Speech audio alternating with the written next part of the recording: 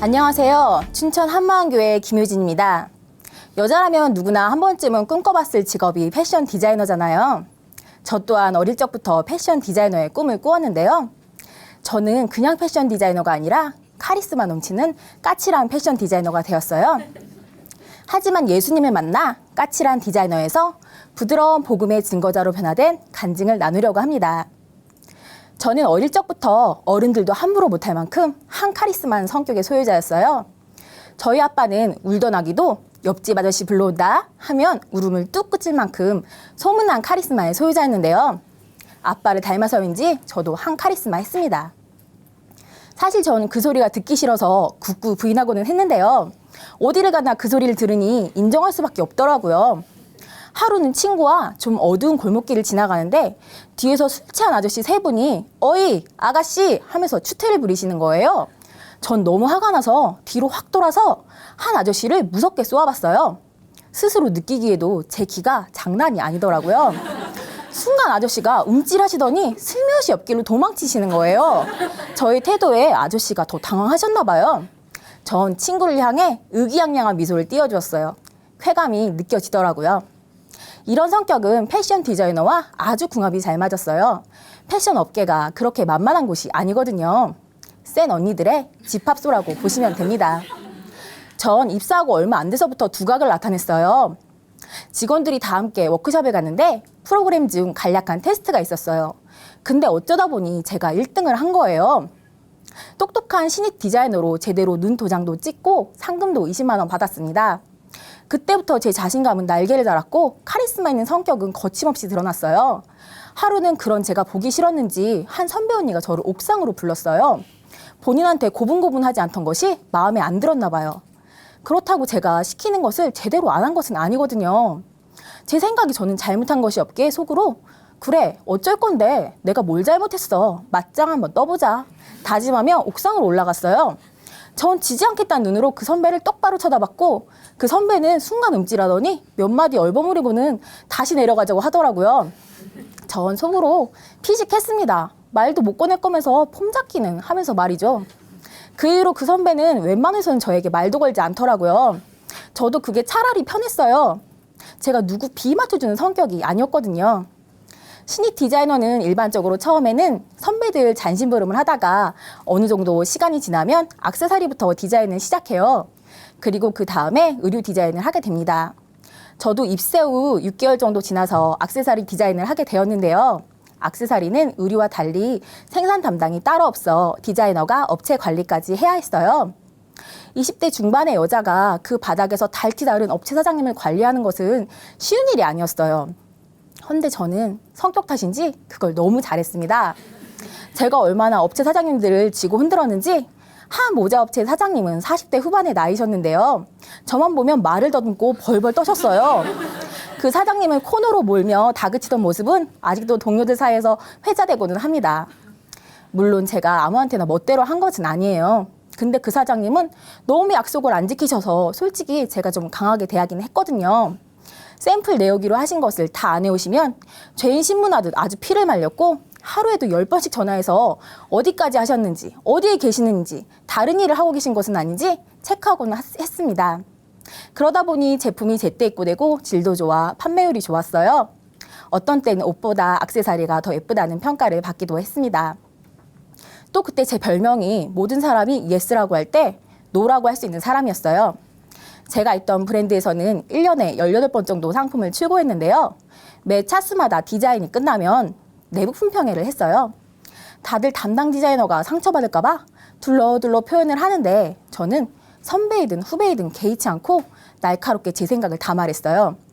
물론 제 디자인에 대해서도 냉정하게 평가했습니다. 그러다 보니 디자이너들은 상처를 받아도 실장님은 시간이 갈수록 저를 더 신뢰하시더라고요. 중요한 의사결정을 하실 때면 꼭 제 의견을 물으시고는 했습니다. 상품에 대한 감이 있다고 하시면서요. 하지만 다른 디자이너들은 그런 모습을 곱게만 보지는 않았던 것 같아요. 그리고 저는 제가 디자인한 제품에 대해 매일 판매율을 분석하는 유일한 디자이너였어요. 판매가 안 좋은 제품은 그 이유가 무엇인지 매장주나 영업부를 통해 알아냈고 스스로 분석해서 다음 품평 때 개선 방향을 내놓고는 했습니다. 전 제 디자인에 대해 다른 사람보다 모르는 부분이 있으면 자존심이 상했어요. 그것이 좋은 점이든 나쁜 점이든 말이죠. 제가 먼저 다 알아야 했고 스스로 개선해야 성에 찼어요. 자기 주도적으로 일하며 일 처리가 깔끔하다 보니 회사에서 더욱 인정받기 시작했고 사장님은 조회 시간마다 공개적으로 제 칭찬을 하시고는 했어요. 내 말을 알아듣는 몇 안 되는 사람 중에 하나라고요. 그때쯤 프로젝트 팀이 결성되었는데 각 부서에서 한두 명씩 선발되었어요. 기획실에서는 제가 선발되었고 구성원끼리 투표로 팀장을 뽑았는데 제가 된 거예요. 거기에는 저보다 한참 나이 많으신 40대 분들도 있었고 회사 창립 멤버도 있었는데 참 부담스러운 일이 벌어진 거죠. 20대 중반의 어린 나이였지만 아마도 똑똑하고 리더십 있는 사람으로 여겨졌던 것 같아요. 그럴수록 자기 확신은 더 심해져 갔고 전 제가 옳다고 생각한 일에 대해서는 윗분들도 개의치 않고 제 주장을 펼쳤어요. 도를 넘어서기 시작했던 거죠. 하루는 기획실 팀장님이 이해할 수 없는 오더를 내리셨는데 너무 화가 나는 거예요. 전 제 물건들을 책상 위에 탁탁 놓으며 제 감정을 표현했고 급기야 팀장님이 뭐 하는 행동이냐고 화를 내셨어요. 저도 잘못된 행동이라고 생각은 했지만 인정하는 것이 자존심도 상하고 팀장님에 대한 불만이 많았기에 잘못했다고 하지 않고 끝까지 버텼어요. 한참 선배였는데 저 잘난 맛에 무서운 것이 없었습니다. 그러다 보니 윗분들도 다 저를 어려워하셨어요. 일은 잘하지만 참 다루기 힘든 부하였던 거죠. 일할 때 똑소리 나는 것은 좋았지만 자기 주장이 너무 세서 주변 사람들에게 상처를 주고는 했는데 저는 웬만해선 제 뜻을 굽히지 않았어요. 제 생각에 저는 항상 옳았거든요. 직업이 디자이너다 보니 당연히 겉모습을 치장하는 것에 더 관심을 가지게 되었어요. 제가 있던 브랜드는 고가 브랜드여서 미국, 프랑스, 일본 등지로 시장 조사를 나가면 주로 명품 매장을 많이 갔습니다. 패션쇼 사진으로만 보았던 명품들을 정말 다양한 명품들을 보고 있자니 마음이 설레더라고요. 다 갖고 싶었지만 가격이 워낙 비싸서 그림의 떡이었죠. 대신 국내 브랜드 제품으로 그 욕구를 채웠어요. 실장님과 팀장님은 물론 고가의 옷만 입으셨는데요. 그걸 볼 때마다 너무 부럽고 제 옷차림이 초라해 보였어요. 매일 압구정으로 출퇴근을 하다 보니 상류층 사람을 많이 봤어요. 그럴수록 자신감도 떨어지고 자괴감이 생기더라고요. 그래서 쉬는 날에는 하루에 몇 시간이고 있는 옷을 다 꺼내서 코디를 해보고 액세서리로 치장하고 백화점 쇼핑을 하며 조금이라도 저의 가치를 높이고자 노력했습니다. 그러다 보니 한 달 월급의 반 이상을 옷을 사는 데 사용했는데도 늘 부족하다는 생각만 들었어요. 모 기업은 상류층에 고가 브랜드 옷만 입어야 디자이너로 뽑힐 수 있어요. 그만큼 패션 업계에서는 디자이너의 옷차림이 사람들의 평가 대상이 되었기에 늘 알게 모르게 옷에 큰 압박감을 느꼈습니다. 트렌드 설명회, 해외 출장, 소재 박람회, 패션쇼, 광고 촬영, 스타일링 회의 등등 패션 업계는 재미있고 새로운 세계였어요. 저는 점점 더 일에 빠져들었고 회사에서 인정받을수록 맡은 일을 완벽히 해내려고 더욱 노력했어요. 그러다 보니 매일 야근은 기본이었고 늘 11시 막차를 타고 퇴근했는데 집에 도착하면 12시가 넘었죠. 제 인생에 집 회사밖에 없었어요. 마치 일하기 위해 태어난 사람 같았습니다. 그렇게 이래저래 살다가 오랜만에 15년지기 친구를 만났어요.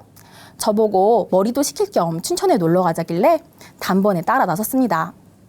근데 이게 웬일입니까? 전 친구에게 사기를 당했어요. 닭갈비를 배부르게 먹여놓더니 한 형제님이 오셔서 복음을 전하시는 거예요. 친구를 따로 불러내서 뭐라고 막 퍼붓고 싶은 마음이었어요.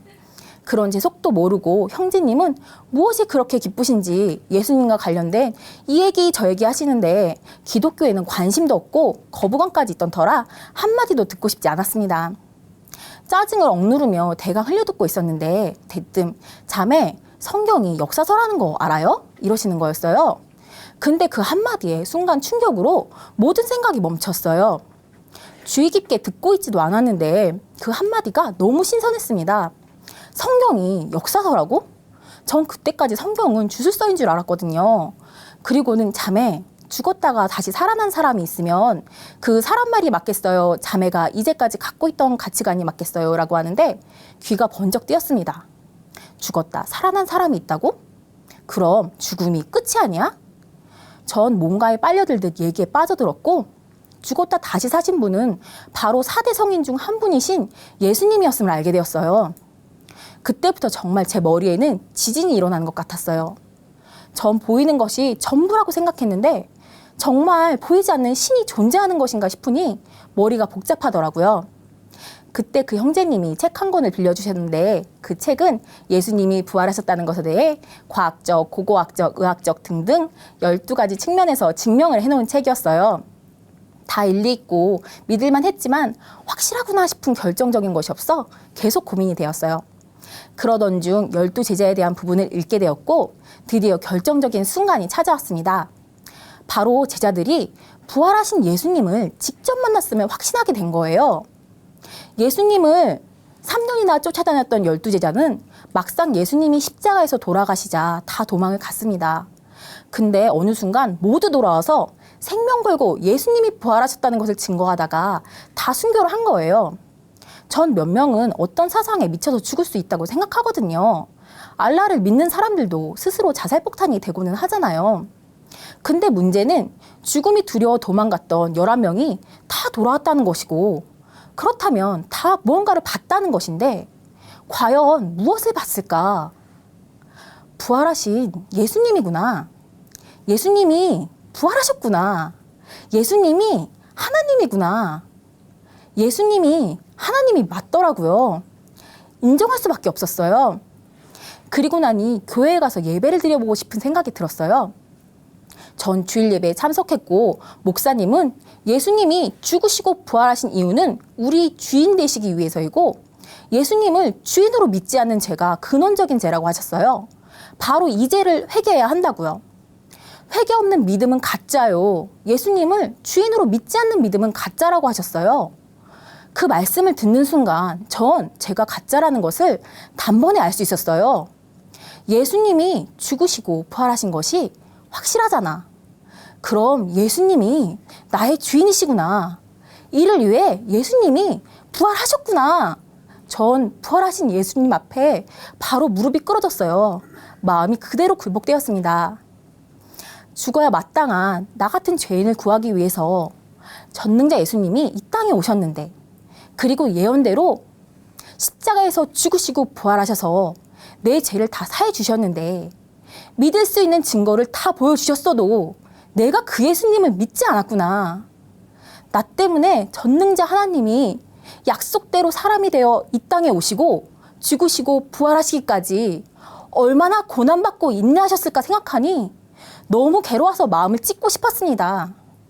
죽어야 마땅한 죄인 위에 왜 그렇게까지 하셨는지, 근데 그런 예수님을 믿지 않았다는 것이 너무 무섭더라고요. 저를 향한 하나님의 사랑이 얼마나 큰지 깨달아지는 만큼 제가 얼마나 악랄한 죄인인지 여실히 비춰지는데 마음이 무너져 내렸어요. 예수님을 주인으로 믿지 않는 제가 이렇게 무서운 것이구나. 저는 그렇게 아들을 내어주신 하나님께 예수님 믿지 않는 죄를 회개하고 예수님을 마음의 주인으로 모셨습니다. 아멘. 그리고 나니 제가 함부로 대했던 주변 사람들이 하나둘 생각났어요. 부모님, 친구, 회사 동료와 업체 사장님까지. 내가 주인 돼서 사람들한테 막대하며 늘 나만 옳다고 주장했던 무자비한 모습이 떠오르는데 나로 인해서 상처받았을 사람들을 생각하니까 마음이 너무 아팠어요. 저는 늘 저밖에 몰랐고 다른 사람의 마음을 돌아본 적이 없었어요. 그들 때문에 내가 힘들고 내가 손해보고 내가 상처받았으니 그렇게 대하는 것은 당연하다고 그들은 마땅히 비난받아야 한다고 생각했는데 예수님을 믿지 않아서 내가 그렇게도 나만 옳다 생각하며 내 마음, 내 뜻대로 내가 옳다 생각하는 대로 살았구나 깨달아지니 하나님께 회개만 터져 나왔습니다. 그 후 제일 먼저 팀장님께 전화를 드렸어요. 그간 제가 잘못했다고 죄송했다고 사과드리니 의아해 하시면서도 오히려 고맙다고 받아주시더라고요. 먼저 숙이는 것이 그렇게 기쁜 일인지 처음 알았습니다. 예수님을 주인으로 모시니 주님이 주시는 기쁨과 평강이 흘러넘쳤어요.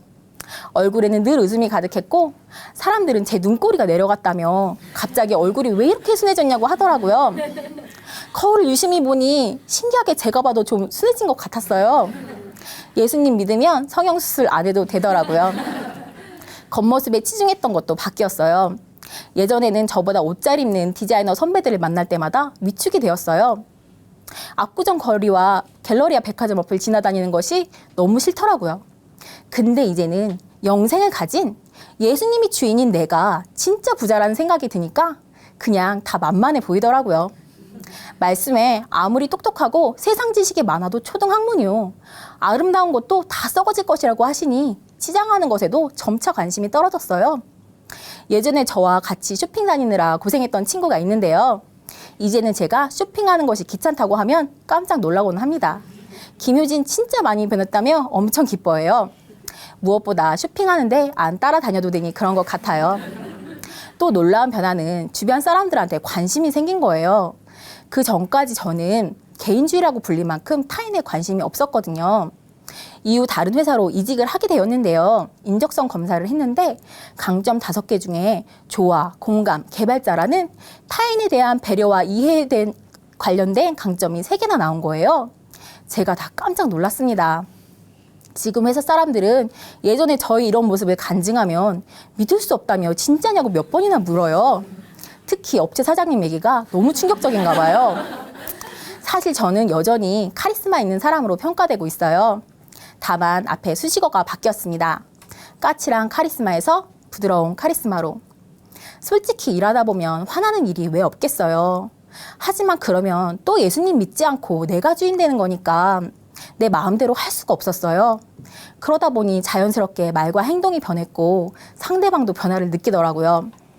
예전에는 사람들의 단점을 콕콕 집어줘야 성에 찼는데 요즘에는 단점을 묻어두고 장점을 끌어내는 사람이 되었어요. 예수님이 저의 주인이 되시니 사람을 보는 눈이 바뀌었어요. 일의 능력이나 성격에 상관없이 한 사람 한 사람 다 귀한 영혼이더라고요.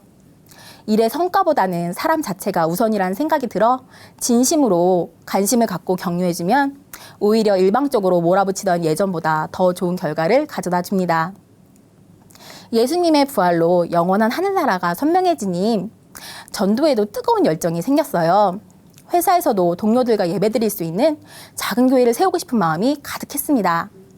저는 디자이너보다 MD가 더 적성에 맞다고 판단해 MD로 전향을 했고 그에 맞춰 이직을 했는데요. 이직을 하면서 제 기도는 하나였습니다. 하나님, 그곳에 작은 교회를 세워주세요. 귀한 영혼을 만나게 해주세요. 하나님은 제 기도를 응답해 주셨고 5명이 함께 모여 예배드리는 작은 교회를 세워주셨습니다. 전 그 예배에 저의 모든 시간과 마음을 쏟아 부었어요. 그 중에 한 명은 예전 회사에서 함께 근무했던 친구였어요. 우연히 같은 회사, 같은 브랜드로 이직을 해서 다시 만나게 되었죠. 전 하나님의 뜻이 있다는 생각이 들었고 그 친구를 위해 기도를 참 많이 했어요. 그 친구는 모태신앙인데 예전에 이단에 잠깐 갔다 온 적이 있어 이단 교리의 여파가 많이 남아 있었어요. 말씀을 그대로 듣지 못하고 자꾸 꼬아서 듣더라고요. 2년 동안 그 친구는 전혀 변화가 없었어요. 순간순간 낙심이 될 때도 있었지만 그럴 때마다 하나님은 그 친구에 대한 하나님의 마음을 보여주시며 포기하지 않게 붙들어 주셨어요. 온 천하보다 귀한 한 영혼이 구원받았다는 생각에 그 친구만 떠올리면 마음이 뜨거워집니다. 진정한 카리스마의 모델은 예수님이 아닌가 싶습니다.